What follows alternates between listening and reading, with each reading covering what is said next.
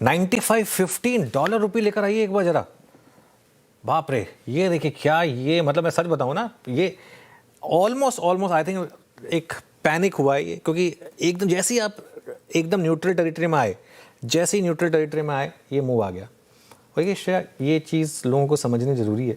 जब हम सुबह बात कर रहे थे कि ये इस तरीके के मूव्स टिकते नहीं हैं मार्केट में, क्योंकि क्या होता है, अब जैसे एक नदी है, वो तेज़ी से बह रही है, उसके सामने अगर आप एक गत्ता लगा देंगे तो क्या होगा, मतलब ठीक है 10 सेकंड के लिए आप खुश हो जाएंगे कि रोक लिया हमने, लेकिन इवेंचुअली तो जो उसका फ्लो है वो उसके हिसाब से जाएगी।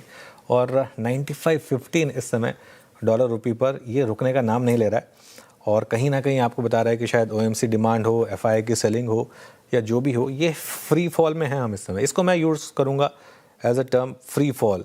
95.17 मैं मतलब हैरान था देख के। मैं एक्चुअली मैं इनिशियली शायद जब एकदम से रेड में आया था, मैंने अपनी टिकट टीम को अलर्ट भी किया था कि रेड में आ गया, लेकिन वो उस समय समहाउ दिखा नहीं रहा था, 94.77 ही दिखा रहा था। लेकिन जो मुझे बाहर से मैसेज आया कि ऑलरेडी रेड में आ गया है, और उसके बाद आप देखिए किस तरीके से 95.15 जिस तरीके से आया है, इसके अब 2-3 रेपरकशंस होंगे इसके। एक तो ये कि इतना बड़ा RBI का स्टेप आ गया, उसके बावजूद इस तरीके का मूव है, तो फंडामेंटली कहाँ तक हम जा रहे हैं, क्योंकि 90 to 95 जो है वो 2 महीने में आया है रुपये में मूव। तो और कहीं ना कहीं कल ये फॉरगेट अबाउट पिंक पेपर्स, कल ये वाइट पेपर्स की भी हेडलाइन बनने वाली है। डॉलर रुपये 95 हो गया है ना। अभी तक तो क्या था कि हम ठीक है, ज़्यादातर पिंक पेपर्स की कंसर्न होती थी, लेकिन अभी कल सुबह वाइट पेपर्स की भी पहली हेडलाइन बनेगी कि डॉलर रुपये पहली बार 95 के ऊपर आया। और आई थिंक मेरे हिसाब से शायद इतिहास में ऐसा कभी नहीं हुआ होगा कि 93.59 वाला 95.50, मतलब इंट्राडे में ₹1.56 का मूव, मुझे नहीं लगता आज तक कभी, मतलब लो टू हाई इस तरीके का मूव आया होगा 95.20, और ये भी अभी रुकने का नाम नहीं ले रहा है। अब क्या है ना, इन सब के रेपरकशंस काफ़ी हैं। अब कितना बड़ा नेगेटिव सर, एक तो हमें ये कमजोरी देखने को मिल रही, रुपये ब्रेंट इस तरीके से भाग रहा है, मार्केट कितना बड़ा नेगेटिव देख रहे हैं आप इसको मार्केट के? देखिए, सबसे पहली बात तो ये है कि बिना कुछ करे FI का पोर्टफोलियो आज की डेट में 6 या 7% नीचे है पिछले 3 महीने, बिना कुछ करे। मतलब उनके डॉलर डिनोमिनेटेड रिटर्न्स जो हैं वो इस तरीके से आ गए।